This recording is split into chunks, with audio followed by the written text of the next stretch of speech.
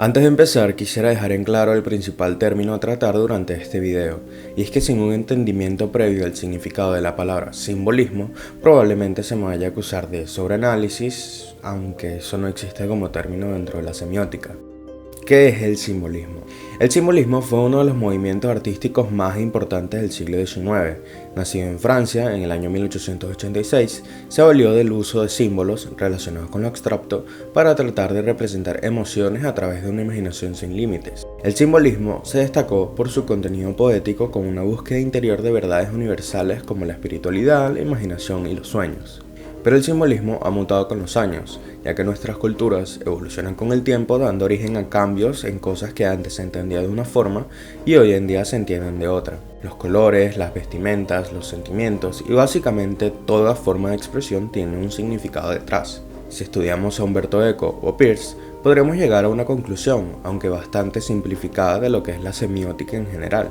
Tenemos un signo, por poner un ejemplo muy básico, una cruz, la cual puede ser dibujada de distintas formas, pero sigue siendo el mismo objeto.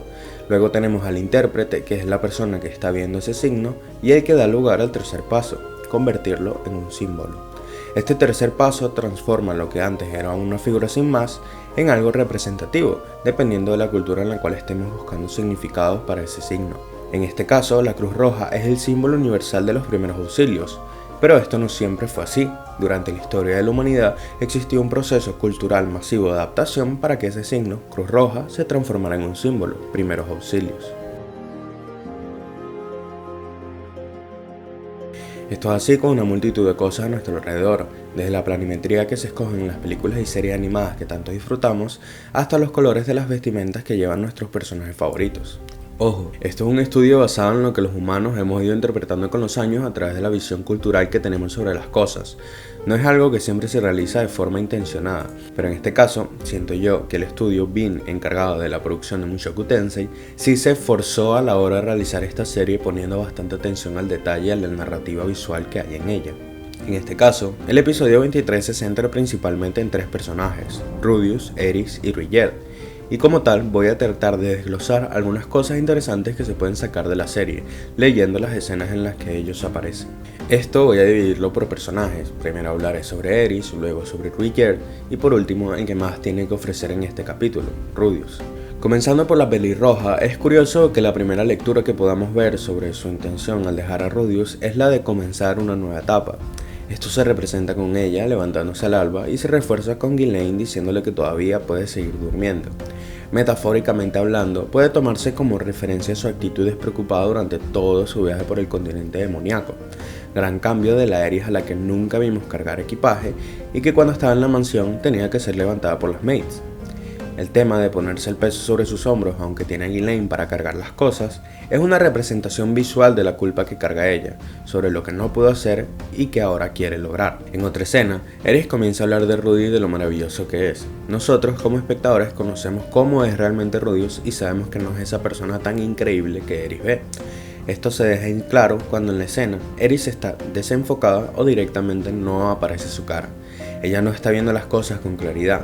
Otra representación visual de sus sentimientos es el ver la sombra de Rudy en vez de la de ella cuando va caminando, dejando en claro que ella siente que es solo una sombra de lo que él es, tanto a nivel de persona como a nivel de poder.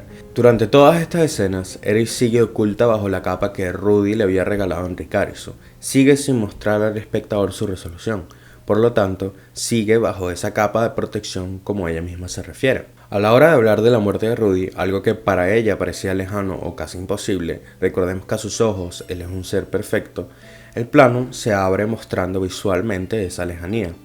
Luego, al hablar claramente sobre su impotencia, Eris le da la espalda a la cámara. No es algo de lo que está orgullosa y que obviamente no quisiera admitir, pero acto seguido obtiene su resolución, o más bien se la cuenta al espectador y a Ghislaine. La capucha cae y por primera vez en el capítulo vemos su cara iluminada. Pasando a Ruijerd, es curioso cómo la dirección maneja todo lo que ha sido su desarrollo en tan pocos minutos que tiene en pantalla durante este capítulo. La primera escena que vemos de él es un plano donde su figura está delante de un monstruo muerto. cosa que se puede extrapolar perfectamente a lo que hemos visto de él durante este tiempo. Un soldado en toda regla buscando redimirse de sus errores que lo convirtieron en un monstruo. Otra cosa que vamos notando el director de la serie es cómo usa los planos generales bajo la concepción clásica de los mismos. Es decir, los planos generales son planos narrativos. Por ende, los usan no solo para mostrar el ambiente, sino para demostrar también distancia hacia las cosas. En este episodio, la segunda vez que utiliza este recurso es cuando Ruijerd habla de Dead End, su seudónimo asesino en el continente demoníaco, como el nombre de su anterior grupo. Él se distanció de ambos y la dirección lo refleja de esa manera. Después tenemos otros detallitos que el director se da el lujo de poner, pero que también tienen peso detrás, como cuando le hacen la pregunta de si es un demonio. Justo pasa una sombra de un pájaro por encima de él, pasa rápido, pero también lo vemos dudar para responder. Los prejuicios se van eliminando, pero queda trabajo por hacer, y él mismo aún no se siente con la confianza de hablar de eso sin temor a sufrir represalias. Es literalmente una sombra que tendrá que cargar hasta sentirse libre. Justo en el momento en que Ruijerd desvela que es un super, levanta la cabeza y el plano realiza un cambio de perspectiva. Ahora el monstruo está en primer plano y Ruijerd delante de él. Ese monstruo, que ahora se ve claramente lo grande que es una representación de la carga que lleva Ruijerd. El monstruo está muerto, sí, pero no por eso deja de ser aterrador para el resto de las personas. Luego, ya en la escena donde los aldeanos admiten no sentir miedo de él, Ruijerd aparece por primera vez en el capítulo solo, sin el monstruo. Siendo el anime un medio audiovisual, este tipo de cosas no deberían considerarse raras.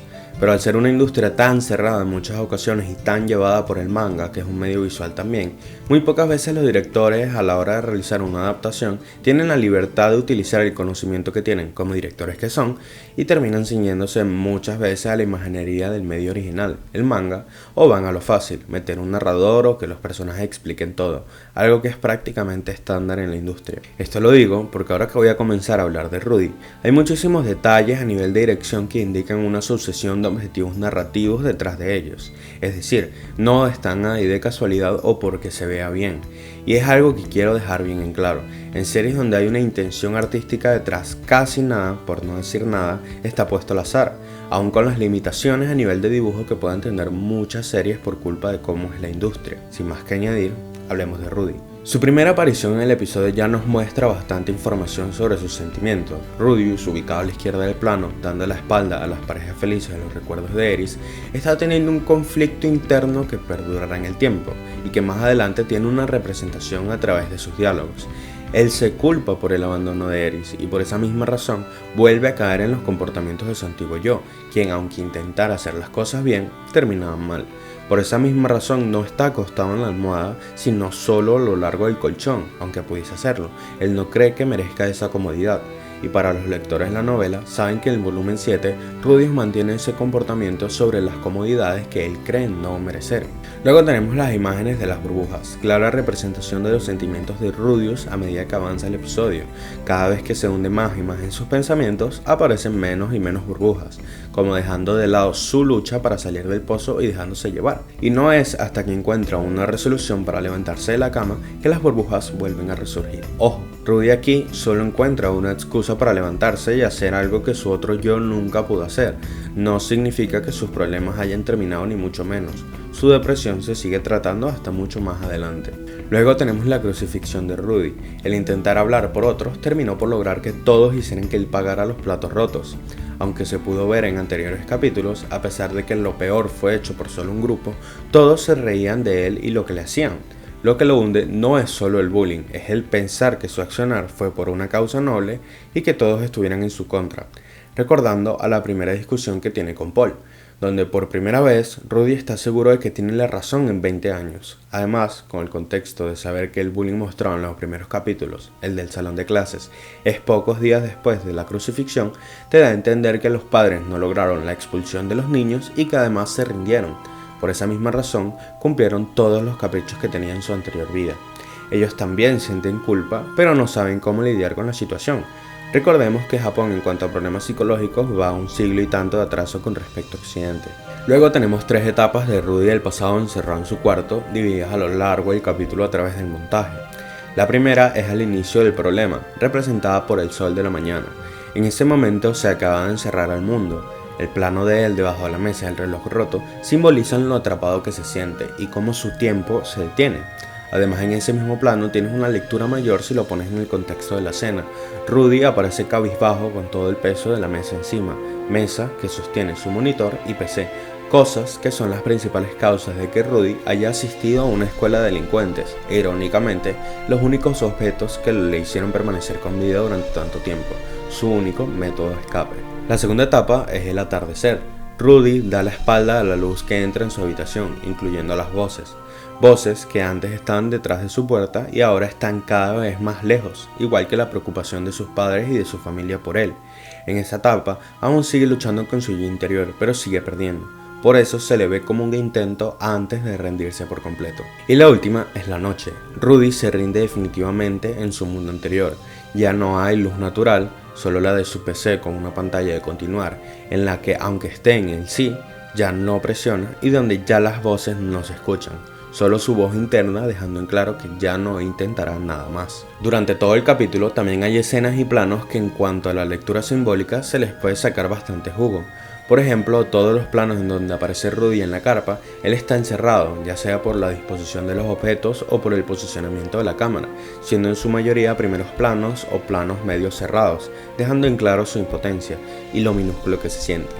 En planos como este, donde Alphonse le está hablando, se nota con mucha más claridad. El director también busca mantener a Eric siempre presente de forma visual, ya sea añadiendo planos de su pelo o dejando que el bastón siempre aparezca en los planos más abiertos. También hay detalles de storytelling que hacen callback a situaciones que ya nosotros vimos como Rudy había superado, pero que por lo duro del golpe vuelve a caer en ellas, como no darle nada de importancia a los problemas de los aldeanos por los cuales Alphonse le pide ayuda, recordando así el episodio 9 en el que decide ayudar a Rudyard, donde deja bien en claro que su yo anterior no le habría importado sus problemas solo porque no tenían que ver con él. En este capítulo también se valen del uso de los colores para añadirle peso a las escenas. Por ejemplo, la misma luz que sale del monitor de Rudy donde está la pantalla para continuar, se ve después a sus espaldas cuando se está rindiendo en el nuevo mundo. Pero cuando aparece Zenith, aparece iluminada con el mismo color. Ese es el nuevo continuar para Rudy en este mundo, y esta vez decide presionar el botón de sí. Como no quiero alargar más este video, hablé de algunos de los principales simbolismos que se encuentran en este capítulo, pero además hay muchos otros que no estoy agregando por lo fáciles que son de captar, como Rudy pensando con la voz de este mundo por primera vez, dejando atrás a su yo crucificado, o las escenas de los aldeanos tratando de reconstruir la región de Fitoa. Y es que durante el visionado de este capítulo para la realización de este video me di cuenta de la inmensa cantidad de carga narrativa que tiene, no solo de los tres personajes que ya conté, sino de Roxy, Paul, Lilia, Sanova y su ubicación con respecto a la escena post créditos. Además, en detalles del world building que me fascinan, como cuando Zenith está hablando durante el flashback, hay un plano de la ventana donde hay un camino que va hacia las montañas, que si ubicas usando el mapa de Mushoku, te darás cuenta de que va hacia la ciudad laberinto de Lapán, lugar donde Kishirika dice que ella se encuentra. Y es que como fan del anime y de las novelas, no me quedan suficientes palabras para agradecer lo que Studio Bin está haciendo. Y es que a medida que se vaya adaptando la novela, más se darán cuenta de que esta no es una historia como ninguna otra. Sin nada más que añadir, espero que les haya gustado el video y nos vemos en otra ocasión.